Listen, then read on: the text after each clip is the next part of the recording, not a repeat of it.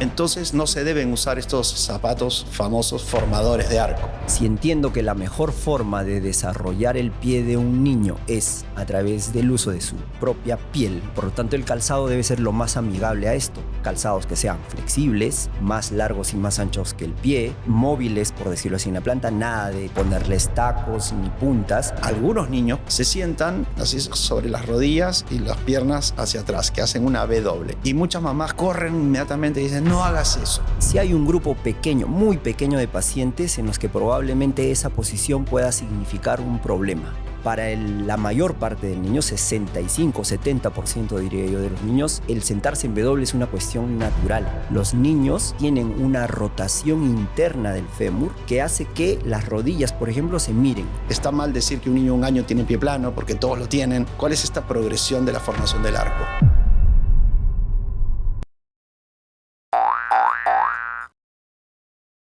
Hola, ¿cómo están? Soy Gustavo Rivara, el Dr. Gus, desde el podcast Conversando con el Dr. Gus. Seguimos grabando nuevos episodios, todos muy interesantes, pero lo más importante, como siempre digo, es que se graba con amigos, colegas con quienes tenemos una amistad muy entrañable. Y hoy no es la excepción, porque hoy vamos a tocar un tema importantísimo y que es de mucho interés para los padres, que es la traumatología y la ortopedia infantil. Hay muchas cosas por conversar y esperemos que 1 hora nos alcance. Y el gran invitado, o mi gran invitado, es un gran amigo también, un colega, que es Raúl Quispe, el Dr. Q. Bienvenido, Raúl. Muchas gracias, Gustavo. Un saludo a toda tu comunidad. Gracias por estar aquí, por el conocimiento que vas a compartir. Raúl es traumatólogo, ortopedista infantil. Además, él ha sido formado en el Instituto de Ortopedia Infantil Roosevelt en Bogotá, Colombia. Y además tiene un máster en dirección de empresas, importantísimo. Eso los médicos solemos no tener mucho conocimiento de eso.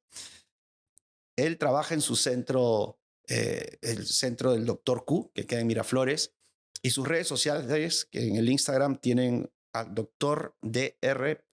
Raúl Quispe, y ahí está la dirección de tu centro, los teléfonos de citas y todo. Es un sitio realmente maravilloso, muy recomendable para la ortopedia y la traumatología infantil. Raúl tiene 3 hijos, Angie, de 22 años, Leo, de 8 años, y Catalina, de 6 años. Bienvenido, Raúl, y nuevamente muchas gracias por participar de este episodio. Te voy a hacer la mayor cantidad de preguntas porque yo personalmente quiero aprender mucho. Bueno, muchas gracias, Gustavo, otra vez. Y nada, aquí para ayudar a esclarecer algunas dudas, derrumbar algunos mitos y dar algunas recomendaciones y sugerencias respecto a esta parte tan importante que es el aparato locomotor. Perfecto, Raúl. Entonces vamos directo a las preguntas. Claro. Y acá tengo muchas cosas apuntadas, ojalá que podamos hablar de la mayoría. Pero una de las preguntas más comunes o los mitos o las dudas que tienen las mamás y sobre todo las abuelitas es sobre el arco plantar, el pie plano. Y te venden zapatos especiales para formar el arco, zapatos formadores, y te dicen que no camines sin zapatos porque se va a poner el pie plano. Entonces, la primera pregunta es, este arco plantar, este arco que tienen nuestros pies, ¿cuándo realmente se forma? Está mal decir que un niño de 1 año tiene pie plano porque todos lo tienen, ¿no? ¿Cuál es esta progresión de la formación del arco? Bueno, en realidad nuestro pie tiene una formación que va a ir en progreso como todas las partes de nuestro cuerpo, ¿no? Al inicio va a ser mayor tejido cartilaginoso, va a haber menos huesos. O sea, más cartílago. Más cartílago y los cartílagos van a ir luego aumentando la parte ósea hasta que se van a condicionar ya las estructuras finales, pero alrededor de la adolescencia, ¿no? Entonces hay etapas. Y una de las primeras etapas es en la de la formación del piecito y el nacimiento, por decirlo así, donde vamos a ver estructuras muy flexibles, porque además también hay que considerar la laxitud o flexibilidad que tienen las articulaciones. Y por lo tanto, esto va a hacer parecer al pie plano. Pero también hay que considerar que hay una almohadilla, una famosa almohadilla de grasa en la parte justamente donde está el arco, y eso va a hacer que se cubra la superficie plantar. Entonces, el pie se va a ver como si fuera plano, pero no es plano realmente. Y luego, cuando va creciendo el niño, la flexibilidad o laxitud va a ir disminuyendo progresivamente, pero durante un periodo largo, o sea, más o menos 7 años. Y por lo tanto, cuando empieza a caminar, yo voy a ver a un pie que es como un resorte. En Cuando lo miro al aire, voy a ver que tiene una cierta curva la planta, pero cuando lo paro, va a formarse la superficie del piso. Pero no porque sea plano realmente, sino porque es flexible. Y por lo tanto, como un resorte, puedo modificar Claro, la forma con el amortigua, peso del cuerpo. amortigua, Entonces el claro. peso del cuerpo hace que el pie se aplane. Entonces es un pie que se aplana, no es un pie plano. Y ahí el concepto varía muchísimo porque, claro, me han enseñado, o hay un mito de que el pie plano es el que está enfermo, pero un pie que se aplana no está enfermo. Y es un pie sano, saludable. Y por lo tanto no necesita que le hagamos ningún tratamiento especial. Y esa es la razón por la que ahora más bien propugnamos que haya mucha actividad con el pie descalzo, a pesar de que se vea plano en la superficie, porque de esa manera vamos a permitir un desarrollo adecuado. O sea, que los niños cuando empiezan a caminar, que anden descalzos por la casa, eso es algo positivo y ayuda a la formación del arco plantar. Claro, positivo y saludable. Y además, sobre todo, tipo de superficies, ¿no? Nos hemos acostumbrado también culturalmente a tener pues todas nuestras superficies para caminar planas. Todo lo aplanamos. Pero es beneficioso que el niño también se vea en ambientes naturales, ¿no? Jardín. Donde pueda de alguna manera estimular el desarrollo táctil, estimular la superficie de la planta del pie, que es como la de la superficie de la mano, ¿no? Entonces yo siempre hago la comparación y de repente eso ya va a colisión de los zapatos, de que permitir que un niño camine con calzado es como que permitas que explore el mundo en sus manos con guantes. Y entonces va a haber una inhibición, o sea, el niño no va a poder explorar al mundo como debería ser y sus manos probablemente no van a desarrollar el tacto como pudieran hacerlo sin ningún tipo de Claro, y la guante. sensibilidad en la planta de los pies es importantísima, un poquito diferente a la de las manos porque nos da una percepción de lo que estamos pisando, de cómo estamos parados, lo que se llama la sensibilidad profunda. Exactamente, ¿no? Y luego, que luego se transforma en otros términos ya que van a incluso permitirnos ver dónde estamos ubicados, ¿no? O sea, la parte de la ubicación espacial, la parte de lo que implica el equilibrio, entonces las destrezas motoras, o sea, todo parte del Claro, tipo de entonces los niños pisada. que caminen descalzos en superficies planas, pero también en un jardín, en la arena, Así en es. la tierra, es parte de este desarrollo y entrenamiento del pie en su camino, no solamente a formar el arco, sino también en su desarrollo neuromotor, Ujú. ¿no? Es beneficioso. Entonces no se deben usar estos zapatos famosos formadores de arco. Ahí vamos, ahí es, y esa es la conclusión, ¿no? Entonces, si entiendo que la mejor forma de desarrollar el pie de un niño es a través del uso de su propia piel, o sea, el estar descalzo, por lo tanto el calzado debe ser lo más amigable a esto. Y entonces se deben utilizar calzados que sean flexibles, más largos y más anchos que el pie, súper móviles, por decirlo así, en la planta, nada de ponerles tacos ni puntas, y también ventilados, porque necesitamos, el pie del niño es lo mismo, es igual que el cuerpo del niño, ¿no? Disipa mucho calor, se sienten con calor y por eso quieren quitarse los zapatos los niños naturalmente. Claro. No botines, no tacos, no puntas finas, sino anchas, porque el pie de un niño es más ancho en su extremo final, Así donde es, están los dedos, que en el talón. Es como que se abre se abre, así. es como un abanico pequeño, Y los zapatos son hechos al al revés. Son revés. más hechos en la parte del talón, más anchos y más delgados en la punta. Y eso definitivamente está afectando el desarrollo y la función anatómica del pie de los niños, ¿no? Exacto. Y para completar la pregunta que hiciste sobre si hay algún tipo de calzado formador en todo caso, como antes se creía, ¿no? Hay mucha evidencia médica, mucha ya, y ya está prácticamente hasta cerrado el tema, por decirlo así, desde el punto de vista científico. Ya no quiere Cochrane, que hace revisiones de revisiones, ya dijo, ya no voy a hacer ningún estudio más que alguien me envíe o ya no voy a publicarlo acerca de calzado ortopédico, ¿no? O sea, o zapato formador, porque en realidad no lo hay. El pie, si tú le colocas algo por debajo, va a adaptarse a la forma porque es flexible, pero le quitas ese zapato y luego el pie va a volver a su posición original. Entonces, al final no formas nada, ¿no? Puedes más bien provocar alteraciones en cuanto a la carga y eso sí puede generar más bien un problema secundario. Eso está muy bueno, saber que ya no existe o no es necesario más evidencia de no hay zapatos formadores, o sea, no existe algo que te vaya a formar el arco.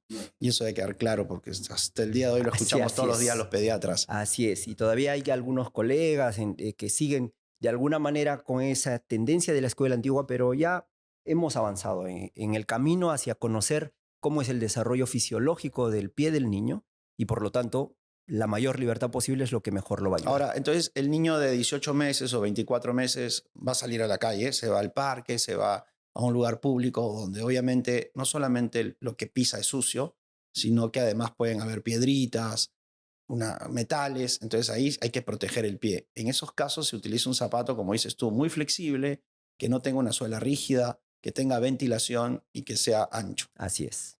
Y con eso todos felices. Sí, que no sea botín, que esté el tobillo libre. Libre, nada de que le va a formar el tobillo también, que el tobillo se va a desviar por alguna razón, no. Perfecto. ¿Ya? Bueno, gracias por esa aclaración. De nada. Segundo punto, que también es muy común que nos pregunten a los pediatras, y es la famosa posición para sentarse en W. En W. Algunos niños, porque no todos pueden hacerlo, se sientan así sobre las rodillas y las piernas hacia atrás, que hacen una W. Y muchas mamás corren inmediatamente y dicen, no hagas eso.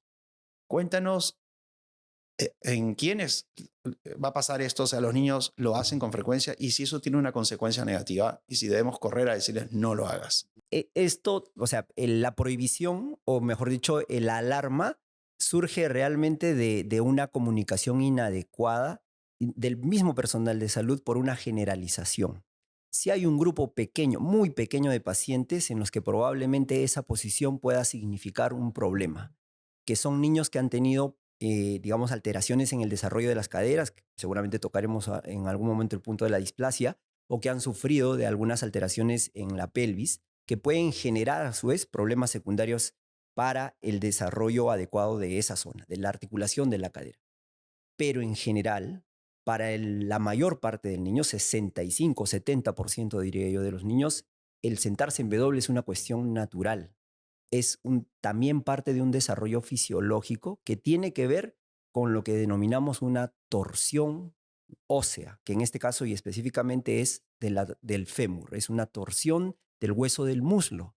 Los niños naturalmente tienen una rotación interna del fémur que hace que las rodillas, por ejemplo, se miren y que justamente también provoca que los pies vayan hacia adentro, que ahí hay una relación que luego voy a explicar. La clásica posición de Kiko del Chavo, ¿no? Así que cuando caminas con los pies hacia adentro, las rodillas hacia adentro y puedes sentarte en W es porque tienes una rotación mayor que la del adulto en los fémures. Pero ¿cuál es la buena noticia? Que de este gran porcentaje de niños que tiene eso, más del 90% tienen una resolución espontánea con el crecimiento, pero que también hay que entender que no es rápida. Y ahí viene, digamos, una de las recomendaciones hacia los padres, ¿no? No va a ser en un periodo corto. Esto usualmente se va a resolver entre los primeros 11 a 12 años de vida. Y por lo tanto, va a haber una etapa incluso entre los 5 o 6 años donde se va a ver aparentemente peor. Y eso muchas veces causa preocupación, alarma, como decía, ¿no? No solamente el caminar, sino el que se pongan en W también, que no cambia. Y por lo tanto, pues se prohíbe muchísimo esta posición, pero es la posición natural del niño. O sea, el niño no ha aprendido a sentarse así. Él simplemente va, se acerca a un juguete, tiene la facilidad de sentarse de esa manera y se sienta de esa manera. Lo hace porque puede. Porque puede, exacto. Esa es la mamá no lo hace porque no puede, porque los adultos no podemos. Pero hay niños que pueden más que otros. Así es, porque son más flexibles. Más flexibles, también. mayor laxitud y ellos van a hacerlo.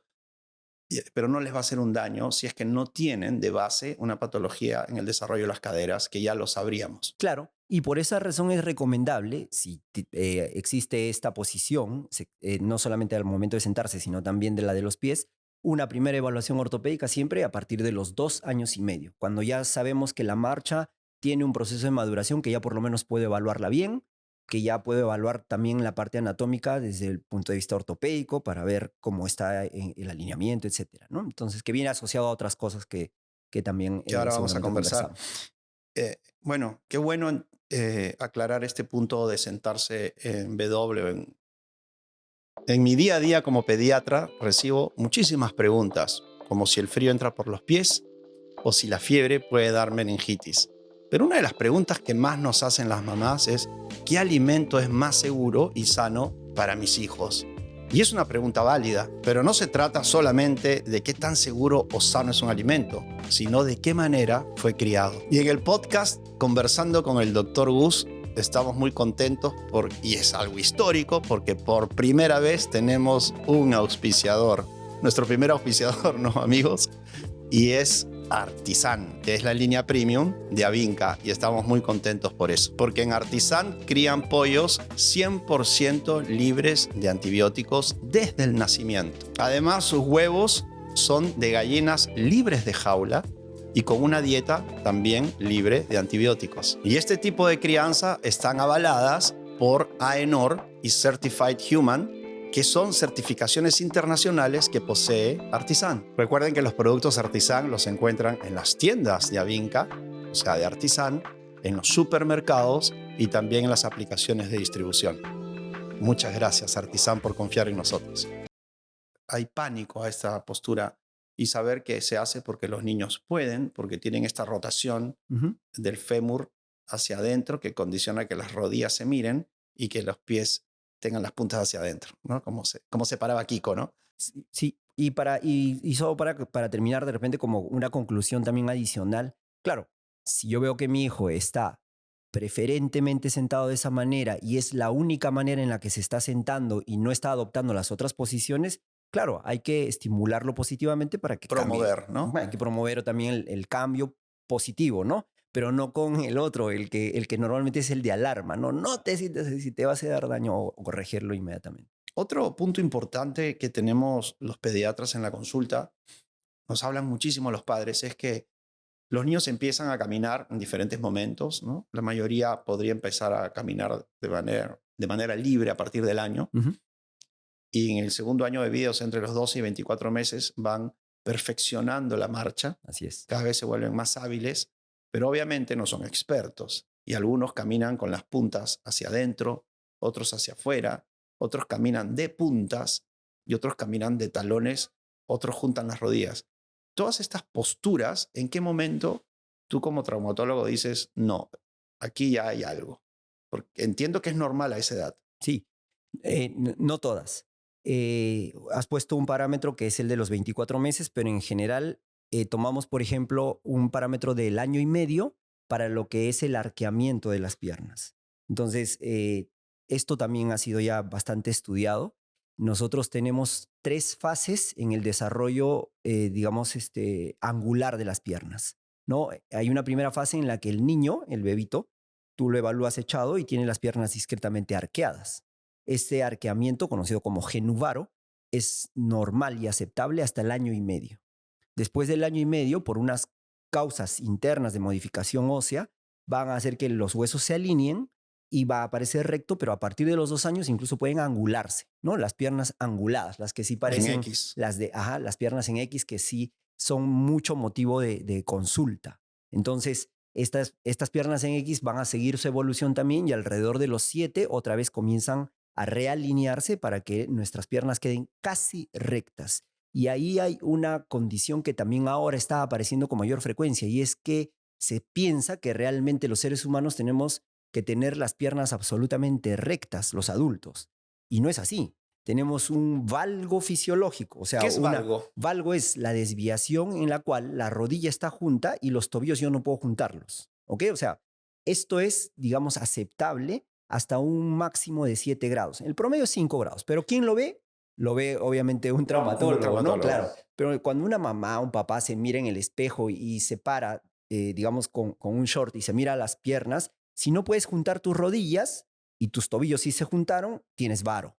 Genu es rodilla y varo es cuando las rodillas están hacia afuera. Así es. Genu, varo. Y genu, valgo Al es cuando revés. están pegadas las rodillas y los tobillos están separados. De genu, varo y genu, valgo. ¿Ok?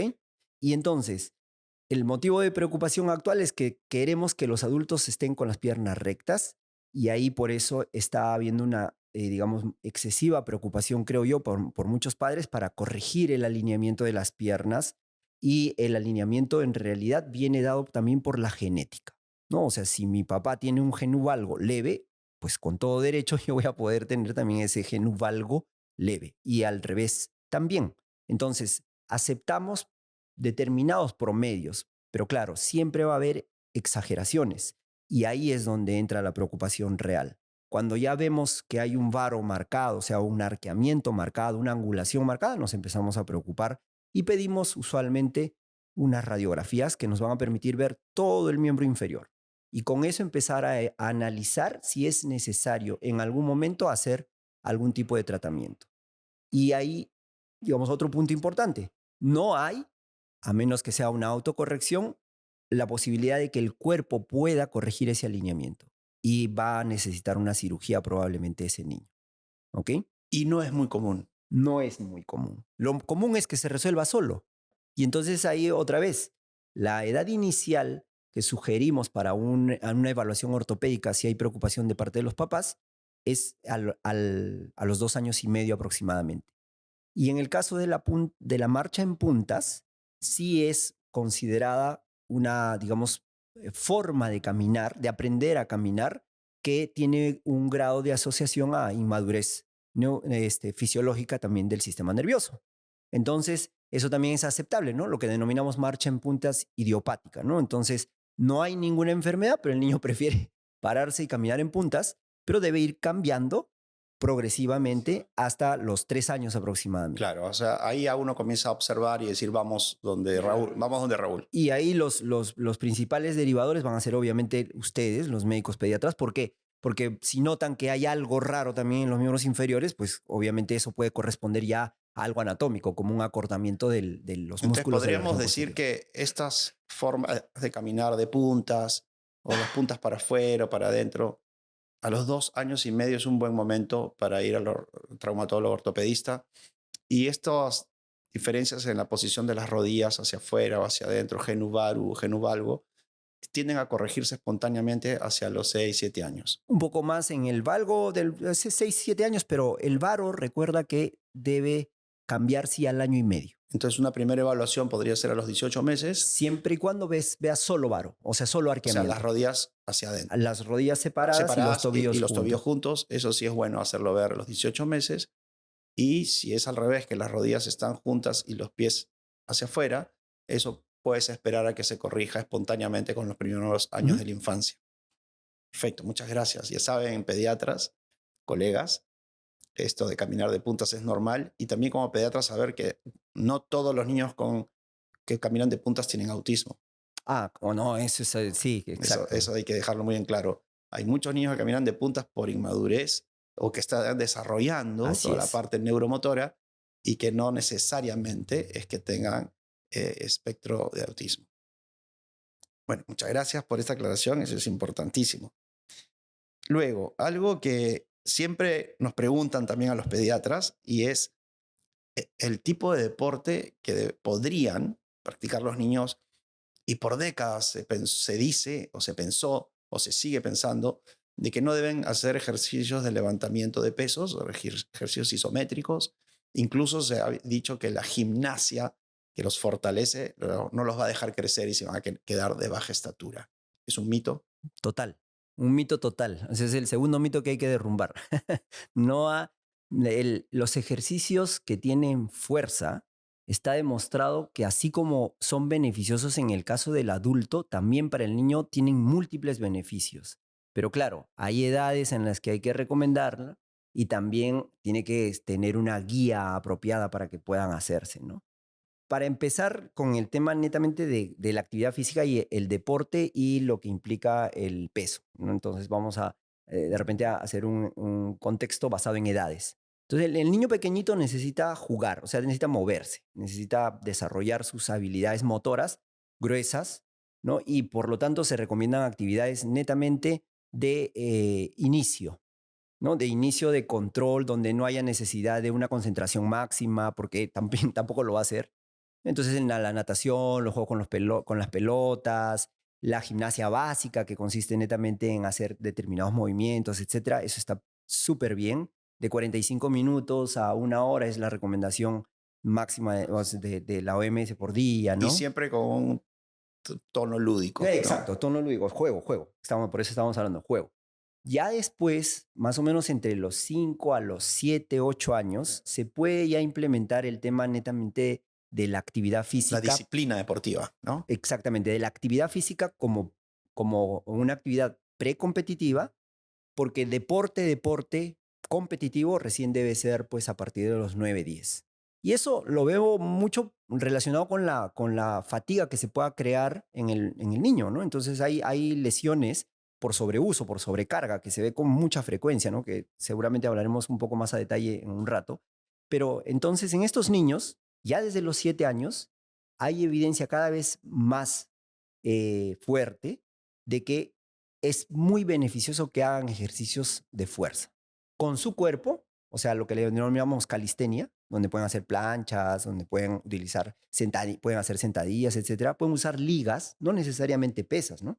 Estamos hablando de resistencias que hacen que el músculo trabaje haciendo una mayor cantidad de fuerza. Y las pesas deben ir no asociadas a lo que denominamos la edad cronológica, sino a un grado de madurez en la cual él pueda controlar posturas. Porque hay niños que a los 5 o 6 años hacen, o sea, pueden utilizar su cuerpo a beneficio. Por eso pueden hacer aspas de molino, pueden hacer volantines, pueden hacer varias cosas de control que muchas veces uno espera que sean más adelante. Pero hay otros niños que tienen 8 o 9 y todavía no lo han conseguido hacer de manera natural. Entonces, hay que respetar, creo yo, cada uno de las cosas que vamos viendo y por lo tanto, si ya encuentro un control adecuado, puedo incluir bajo una guía específica de un entrenador adecuado la posibilidad de utilizar ya pesos. Y es mentira completamente de que esto vaya a inhibir el crecimiento óseo o que, por peor aún, produzca enanismo. Eso es un mito basado en ciertas condiciones relacionadas con el aumento de la hormona de crecimiento natural o la testosterona que produce la parte del ejercicio, pero no está relacionado con ningún tipo de evidencia. Claro, quizás se ve que, por ejemplo, los gimnastas que tienen mucho éxito no son muy altos, pero es porque justamente los que no son muy altos tienen más éxito Así que los es. que crecieron muchísimo, no van a triunfar tanto en la gimnasia o en otras actividades como el ballet, por ejemplo, Mm. o en un caballo, ¿no? Porque irás más rápido y mejor si eres más Hay chico, ciertas ¿no? condiciones que, claro, favorecen a uno, ¿no? Ventajas, igual no vamos a ver muchos jugadores bajitos jugando básquet, Claro, y no es parecido. necesariamente es que el básquet te hizo Te haga crecer, crecer, ¿no? exactamente. Muy bien. Entonces, no tenerle miedo a los ejercicios de contracción muscular, de uso de fuerza, porque los niños a cierta edad, 7 años, por ejemplo, algunos, o uno será después, ya pueden controlar sus posturas y hacer ejercicios de fuerza. Ujú. Otro tema importante que vemos mucho los pediatras y sobre todo los neonatólogos es la luxación de cadera o el desarrollo de las caderas, esta ecografía que pedimos entre la sexta y octava semana. Y a veces los papás te dicen, ¿y por qué le pides esta ecografía? ¿Encontraste algo? No, por protocolo. A todos los bebés le deberíamos hacer, es cierto que es más común en mujeres, es cierto que es más común en primogénitos, si los padres tuvieron, es más frecuente en los hijos. ¿Cómo es esto del desarrollo de las caderas? Muy bien. Eh, Esto ha cambiado radicalmente porque han ido aumentando los casos de cirugías en adultos para lo que implica reemplazo protésico, por ejemplo. ¿Qué quiere decir? Que le pongas una prótesis a la cadera de un adulto. Primero, explícale a los padres qué es la cadera. Ya, ok. La cadera es la articulación que está justo en la mitad de nuestro cuerpo y que está formada por dos huesos. El fémur, que tiene un extremo superior que es como una cabeza, y otra parte, sí, una bola, una cabeza esférica, y una especie de sombrero, que es lo que denominamos acetábulo. Que eso Entonces, está en la la pelvis, pelvis, la exacto. Por eso está en pelvis. la mitad de nuestro cuerpo. Entonces, en la pelvis está la parte del acetábulo, que es lo que forma el sombrero, y la cabeza femoral está dentro del sombrero. Esa es la articulación de la cadera. La articulación de la cadera tiene que tener una perfección o una congruencia entre las superficies para que no haya ningún tipo de movimiento anormal. Y hay algunos casos en los cuales los niños, cuando se están formando o cuando ya están formados antes o en los primeros meses de vida, por diferentes condiciones, pueden alterar la parte mecánica y eso a su vez alterar la parte anatómica. Y esa alteración anatómica es lo que denominamos displasia.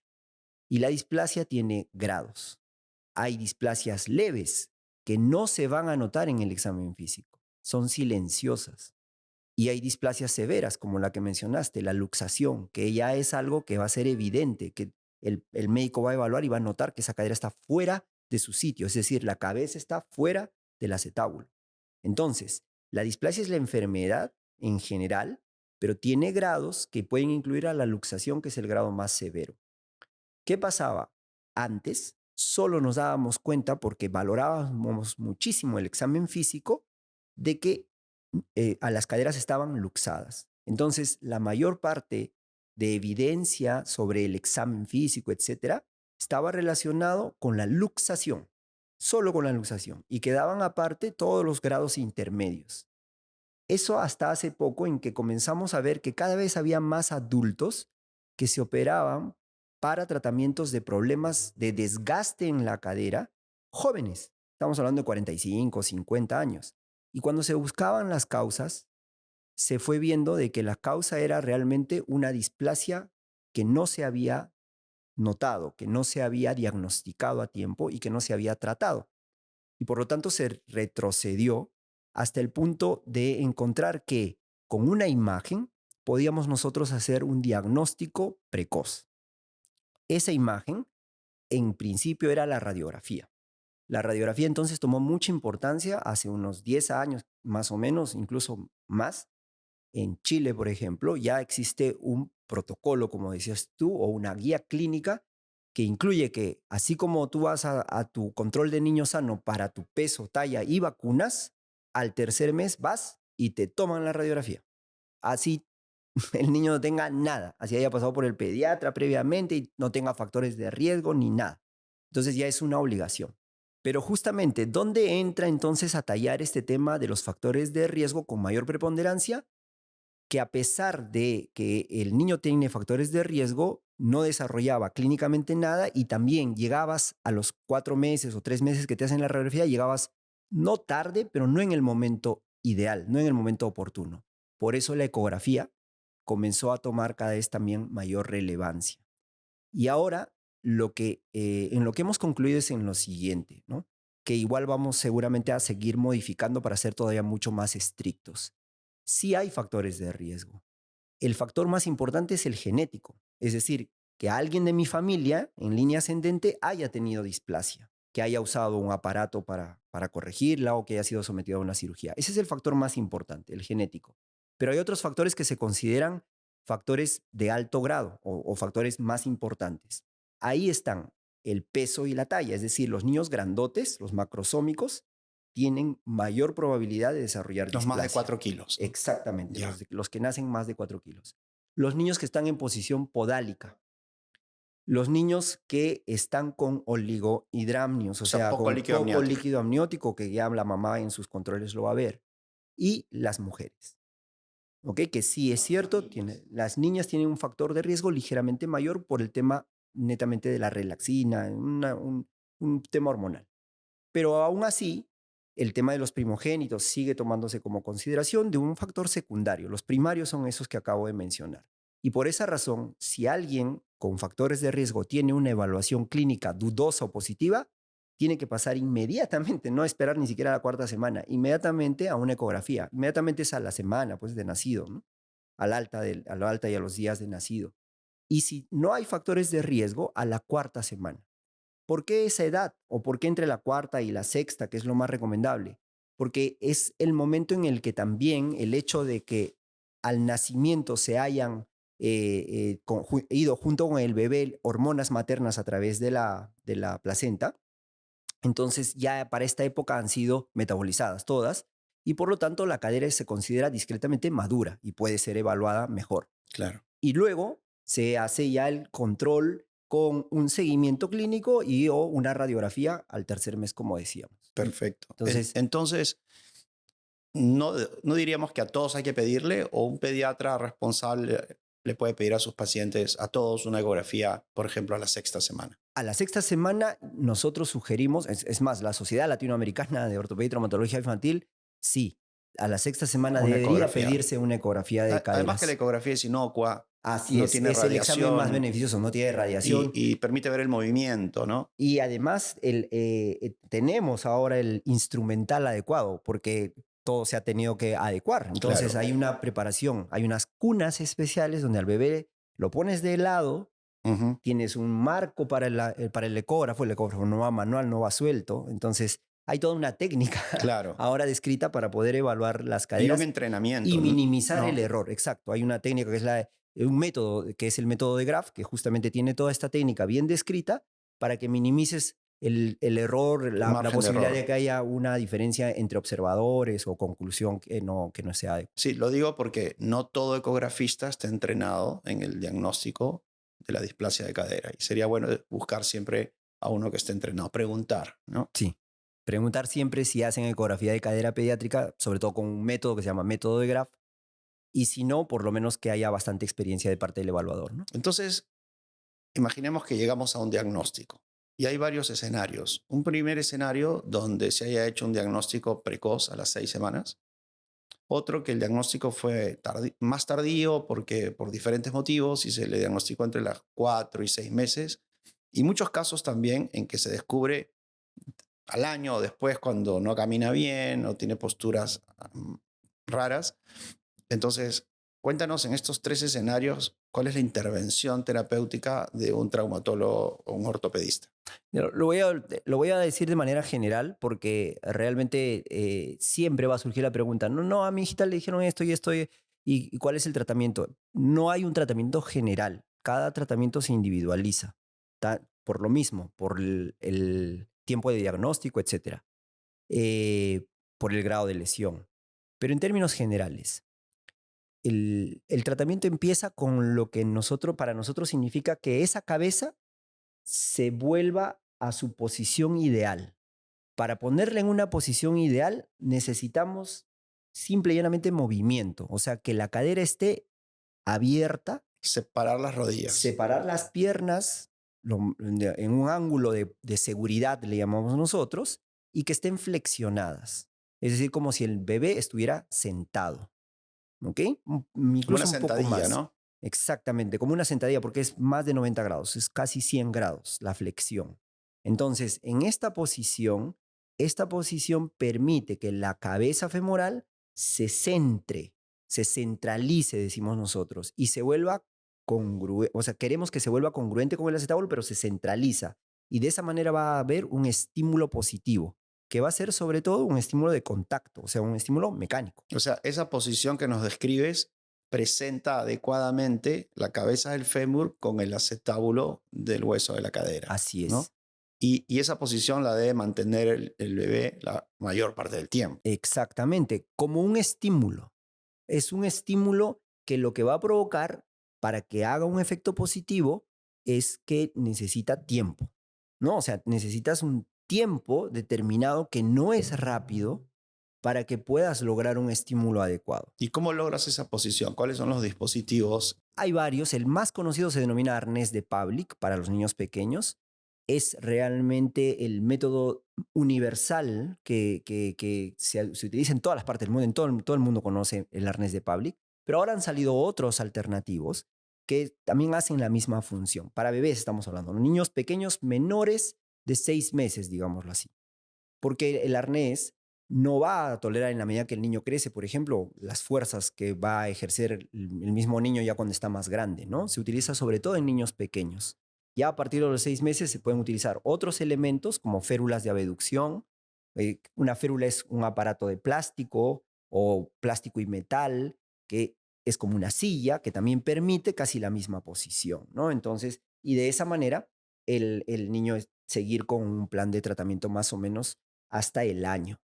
Después del año, digamos, si la displasia continúa o si hay algún tipo de diagnóstico tardío, ahí sí se tiene que evaluar para saber si ese niño es posible que siga utilizando una férula en algún momento del día, si basta con hacer un seguimiento o si va a necesitar algún procedimiento quirúrgico para ayudarlo. Y ya se individualiza cada niño Sí. y se decide la terapia a Sí, ya seguir. desde el inicio vamos individualizando y vamos viendo, ¿no? Tú vas a usar, porque no es para todos igual, o sea, tú ves que la cadera está muy descentrada, muy fuera de su sitio, está subluxada, probablemente ese niño va a tener un periodo de tratamiento más largo que aquel en el que solamente el acetábulo está discretamente alto. Entonces, por más que los dos van a usar el arnés, no significa que el tiempo va a ser el mismo. Y para la tranquilidad de los padres, entonces, si a tu hijo lo diagnostican y te dicen que tiene una displasia de cadera y se establece la terapéutica adecuada, el procedimiento adecuado, este niño cuando va creciendo va a llevar una vida normal, puede ser un deportista normal. Has hecho una pregunta que es fundamental. Y ahí va, digamos, una especie de recomendación para todas las familias.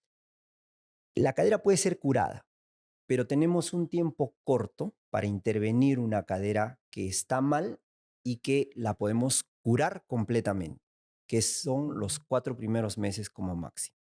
Si el diagnóstico ha sido entonces en esa primera etapa que consideramos un diagnóstico precoz y ahí damos tratamiento inmediato, hay muy altas probabilidades de que esa cadera se sane y no tenga ese niño ningún tipo de problema cuando sea adulto, que el problema es el de la artrosis. Pero si ya nos vamos alejando de ese periodo ideal, se puede considerar todavía oportuno, pero de todas maneras va a haber seguramente algo en la medida en que ese paciente se vuelva un adulto. Y ese algo puede ser una lesión que no necesariamente es la de una artrosis temprana, pero sí pueden haber afectaciones en la cadera, como, digamos, lesiones a nivel del cuello femoral, una alteración sobre la ceja acetabular, o sea, problemas relacionados indirectamente con el hecho de que no fue el momento ideal.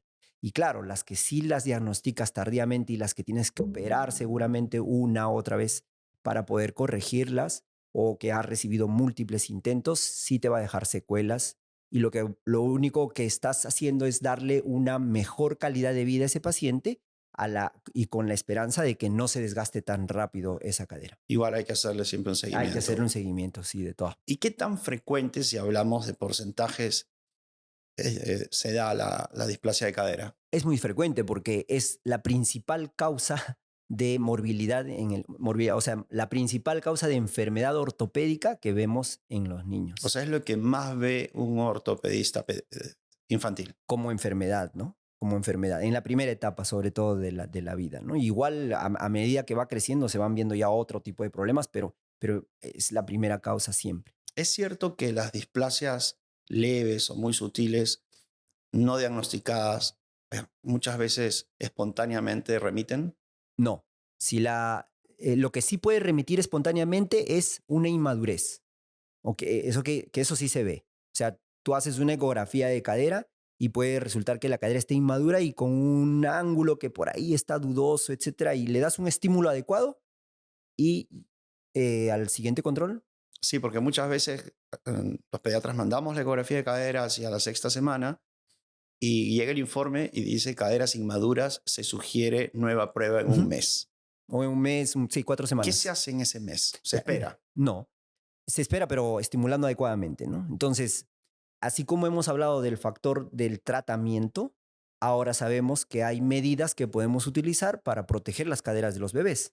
Por ejemplo, no hay que fajarlos. Fajar en el sentido de unirle las piernas y mantenerlas juntitas como hacían las abuelitas con el afán de que justamente porque eran arqueadas, no, que las piernas van a estar derechas. Entonces, peor, ahí hacemos realmente una tracción sobre los músculos alrededor de en la parte interna del muslo y esos alejan las caderas de su centro. Claro, para que Entonces, entiendan los padres, si yo quiero que el hueso, la cabeza del fémur entre en el acetábulo, la rodilla tiene que ir para afuera así y es. entra.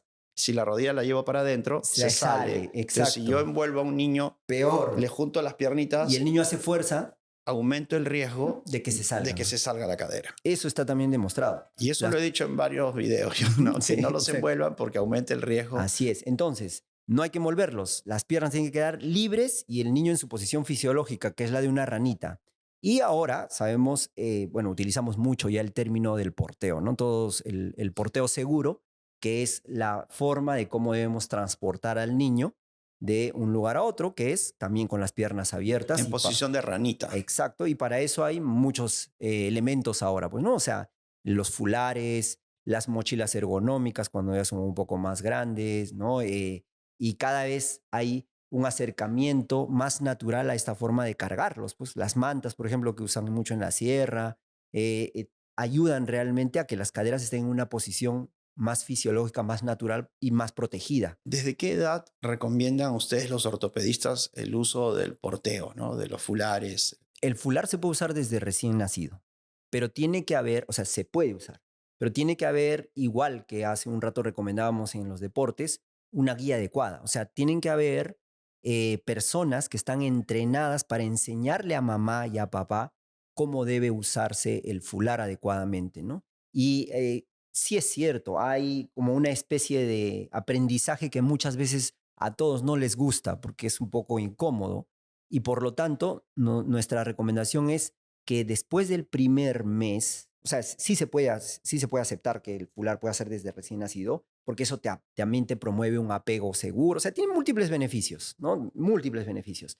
Pero hay recomendaciones para grupos de personas que pueden enseñarte bien. Pero si no, espérate a que el niño esté un poco más grande. Las mochilas también han ido ampliándose cada vez más su uso. Se recomendaba antes desde los 3 meses porque ya había un mejor control de cabeza, de cuello, pero ahora hay mochilas que se están diseñando incluso para más pequeñitos y es más amigable para las familias, ¿no? Igual tienen que tener una certificación. Hay un instituto que es el Instituto Internacional de Displasia, que las marcas normalmente se acercan a ellos para pedir y que se testee sus productos para que de acuerdo a eso puedan ver si pueden ser Y que utilizados en sea niños más aprobado o pequeños. no para esto.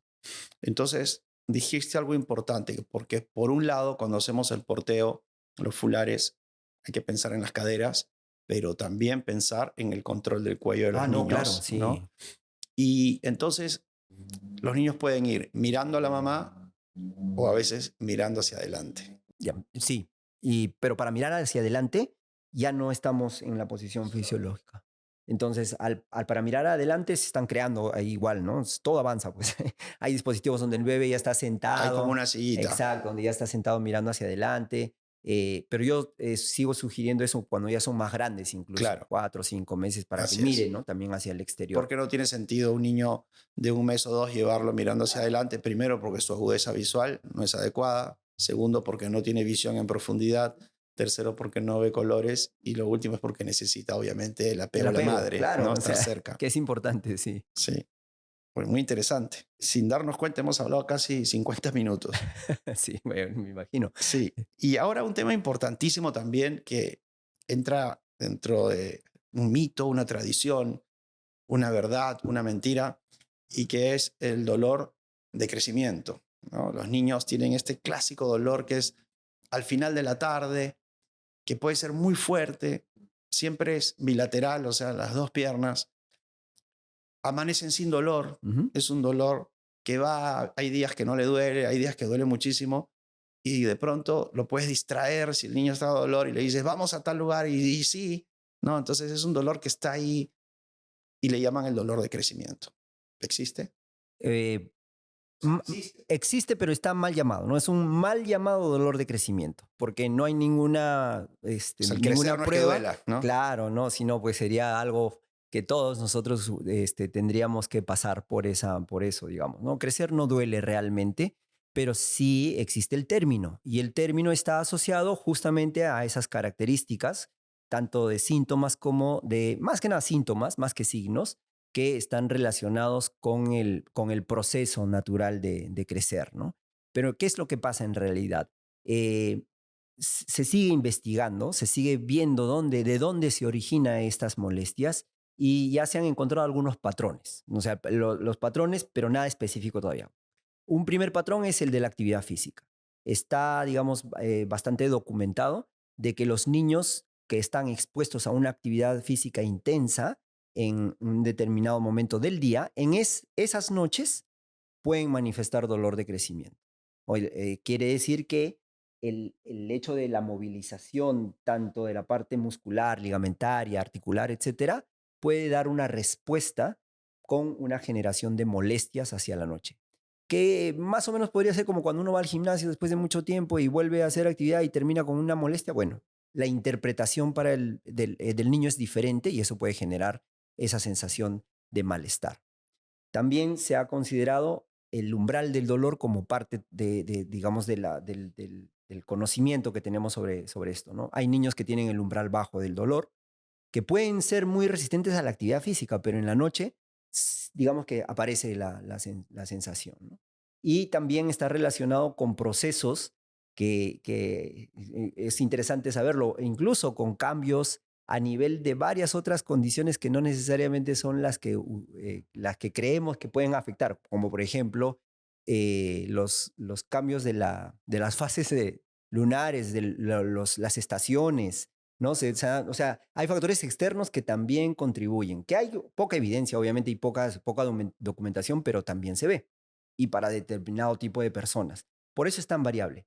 Pero sí, más que un diagnóstico, es, digamos, una sensación de malestar que debería ser tomada en cuenta para un descarte de sí problemas serios, ¿no? O sea, tal como lo has referido, tiene que existir la sensación de molestia, pero sin dejarle ninguna secuela.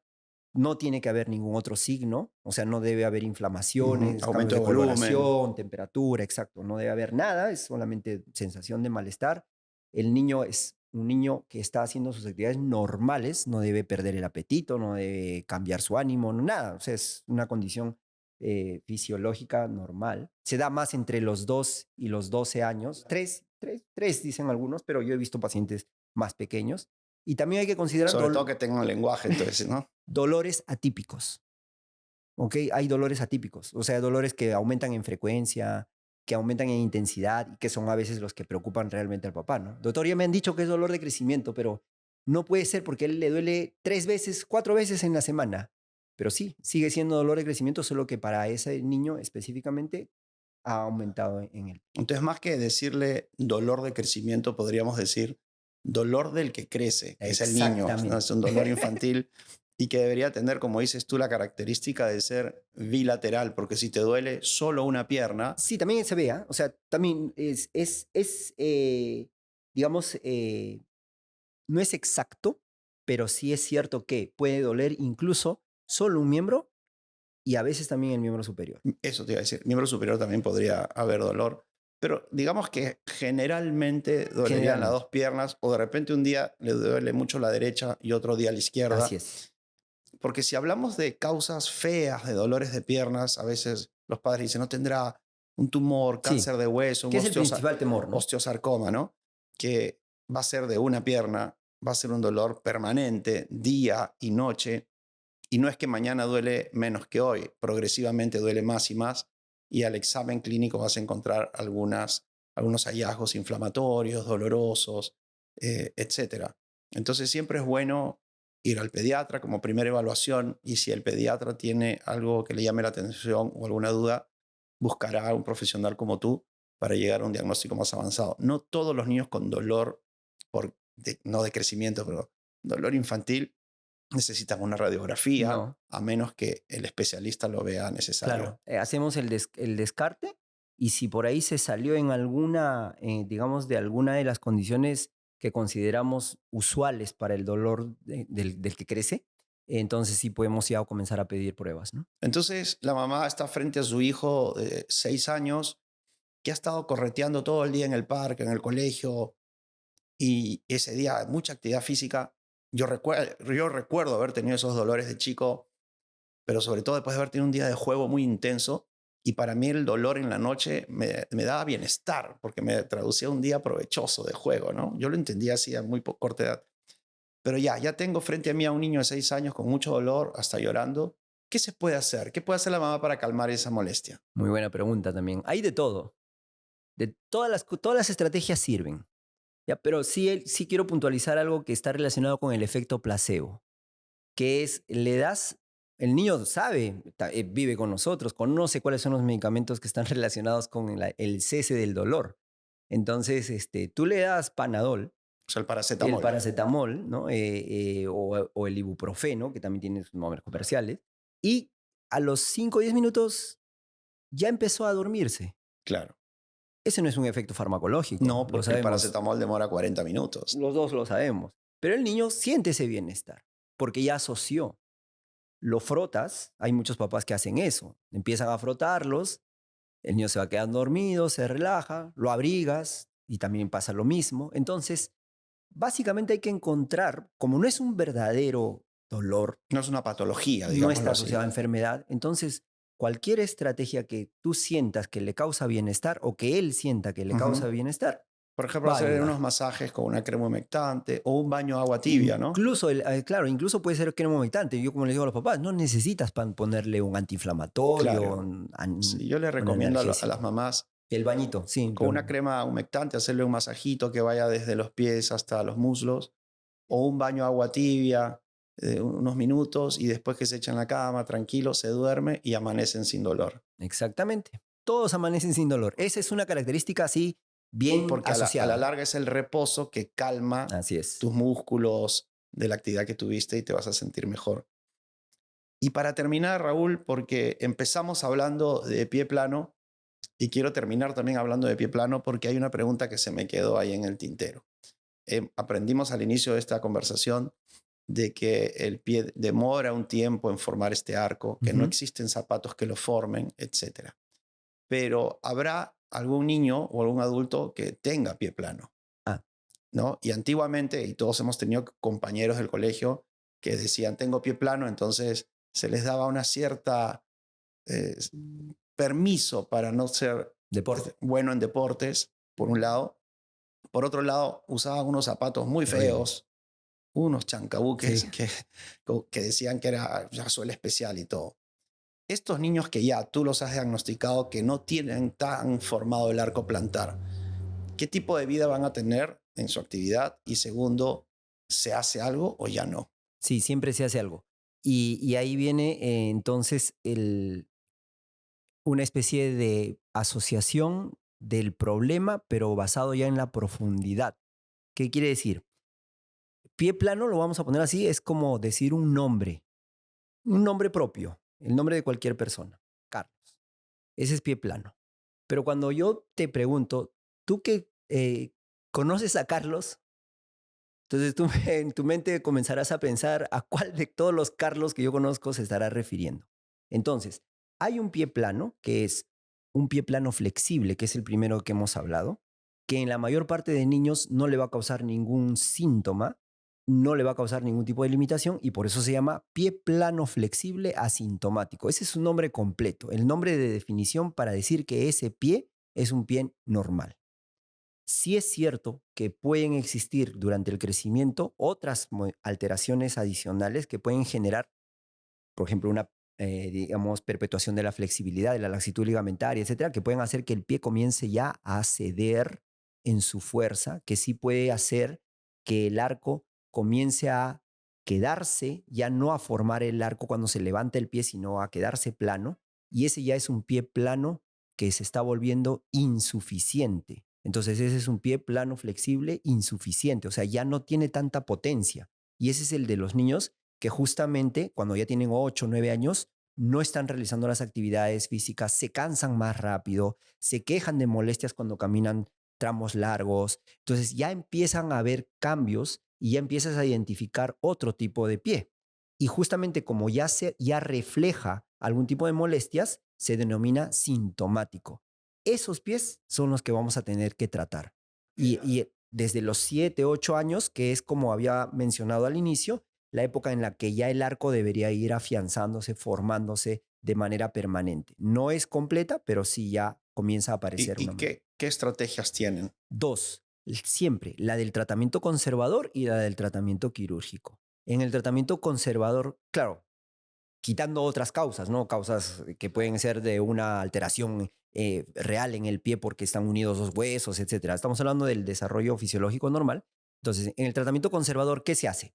Ese pie es un pie débil porque justamente está asociado a una condición completa donde al pie no le has dado potencia, no has aumentado fuerza, no has hecho ninguna estrategia para que mejore. Si no lo has, probablemente le has puesto en una superficie que era, como hemos dicho, mala. Entonces, peor, lo has inhibido más. Entonces, lo que hay que hacer es cambiarlo. Hay que hacer trabajos de fuerza, hay que potenciar digamos, la mejoría de los músculos de la región posterior de la pierna, hay que mejorar la forma en cómo ese niño apoya el pie, etcétera. Entonces, hay que elongar toda la O sea, parte terapia posterior. física. Una terapia, pero asociada a ejercicios. La terapia es lo inicial y después ya vienen los ejercicios. Y se puede, y ahí sí es diferente pensar en un ortésico, o sea, una plantilla para formar que para tratar. Es lo mismo que cuando te duele algo y te dicen, usa para el dolor, una fractura de muñeca, usa un cabestrillo para que estés cómodo. El cabestrillo te va a ayudar ahí, no cuando estás sano. Lo mismo, una plantilla en el pie te va a ayudar a esa edad para mantener la postura del pie mientras estás en tratamiento y te va a ayudar a ser sintomática, o sea, te va a quitar la molestia. Entonces, con esas estrategias, algunos niños mejoran. Yo diría que es un porcentaje relativo dependiendo también de cuál es, digamos, la característica del niño. Pero habrá otro pequeño grupo que no va a mejorar. Y ese pie sí va a estar yéndose cada vez más hacia un deterioro. Y este pie sí va a necesitar que lo corrijas otra vez con cirugías. Y eso ya depende de la evaluación, del seguimiento que le hagas a ese niño. ¿Y qué es lo menos frecuente? ¿No? Lo menos frecuente sí, las Sí, o cirugías, sea, claro. la mayoría Ah, de chicos no va a llegar a una cirugía no va a y llegar. seguramente va a responder bastante bien a estos Así es. ejercicios y esta Sí, terapia las cirugías física. siempre van a ser lo menos frecuente cuando hacemos un diagnóstico otra vez, ¿no? En un momento más o menos adecuado. Si ya llegó un niño de 10 años que ha estado usando zapatos ortopédicos toda su vida, que nunca ha participado de actividades deportivas, que le duele el pie y ya ves incluso cambios que son visibles como aparición de callos en la parte medial, que el pie se rota completamente, que no hay fuerza, ese pie muy probablemente sí va a necesitar cirugía de todas maneras, ¿no? Ya llegó tarde. Clarísimo, Raúl. Y se pasó la hora de esta interesante conversación. Seguramente te vamos a invitar nuevamente a conversar temas que se han quedado aquí en la lista sobre deportes, lesiones deportivas, fracturas, etcétera, porque como dijiste al inicio, esto da para hablar muchas horas. Te agradecemos muchísimo por habernos acompañado hoy. Gracias por compartir tus conocimientos y sobre todo por darle calma e información a los padres. No, las gracias a ti por la invitación, con gusto. Cuando desees podemos seguir conversando temas relacionados con todo lo que significa el desarrollo físico del niño. Y estamos muy contentos porque tenemos nuestro primer auspiciador en el podcast, que es Artisan. Nuestros amigos de Artisan nos han mandado un presente para nuestros invitados. Y en este caso, Raúl, esto es para ti. Muchas gracias. Espero que lo disfrutes. No, encantado. Gracias, muchas gracias por el presente. Gracias por estar con nosotros en este episodio. A ti. Y a ustedes, amigos, gracias por estar presentes. Hemos aprendido muchísimo con Raúl sobre ortopedia y traumatología infantil. Los invito a suscribirse al canal, a comentar y a sugerir nuevos temas que quisieran que conversemos y también nuevos invitados. Cuídense mucho y nos vemos pronto. Chao.